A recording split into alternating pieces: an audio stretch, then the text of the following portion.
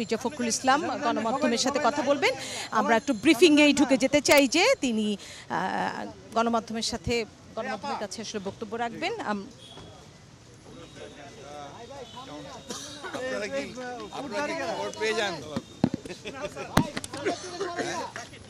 Team থাকে না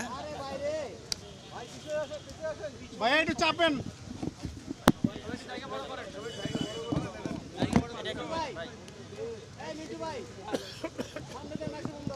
সম্মানিত প্রধান উপদেষ্টা আমাদের আজকে আলোচনার জন্য ডেকেছিলেন ৪৫ মিনিটে।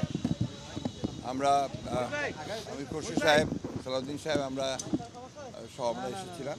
প্রায় ১০০ ঘন্টা আলোচনা হয়েছে, অত্যন্ত ফলপ্রসূ আলোচনা হয়েছে এবং আমরা অত্যন্ত আশাবাদী হয়েছি যে এই অন্তর্বর্তীকালীন সরকার যার নেতৃত্বে প্রফেসর ইউনূস রয়েছেন, তারা তাদের আন্তরিকতা, যেসব প্রেম যোগ্যতা দিয়ে খুব দ্রুত তারা একটা স্টেবল অবস্থায় নিয়ে আসতে পারবেন এবং একই সঙ্গে তারা একটা নির্বাচনের দিকেও যেতে পারবেন। প্রয়োজনীয় সংস্কারসমূহ তারা পূরণ করবেন বলে আমরা বিশ্বাস করি।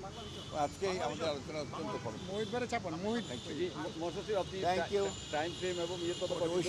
ওর মধ্যেই পাবেন, ওটা ওনারা বলবেন, ওটা ওনারাই বলবেন যে তারা কতদিনের মধ্যে এটা পারবেন। রাজনৈতিক দলগুলোর সঙ্গে আলোচনা হবে পর্যায়ক্রমে। না, আমরা কোনো তারিখ বলিনি, ওরা প্রয়োজনে ওনারাই তো তারিখ বলবেন, আমরা তো তারিখ বলবো না। ধন্যবাদ।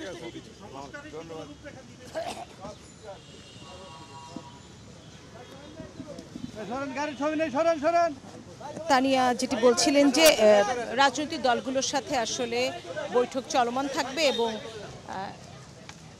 রূপরেখার কথা জিজ্ঞেস করা হয়েছে। তিনি বলেছেন যে প্রধান উপদেষ্টা বা উপদেষ্টারাই কোনো ব্রিফিং করলে সেখানে আসলে তারা বলবেন যে এই রূপরেখা কি হবে এবং এই আলোচনার আউটকামটি তারা দিবেন। তবে মহাসচিব যেটি জানিয়েছেন যে এই আলোচনাটি চলমান থাকবে রাজনৈতিক নেতাদের সাথে। প্রধান উপদেষ্টা তানিয়া।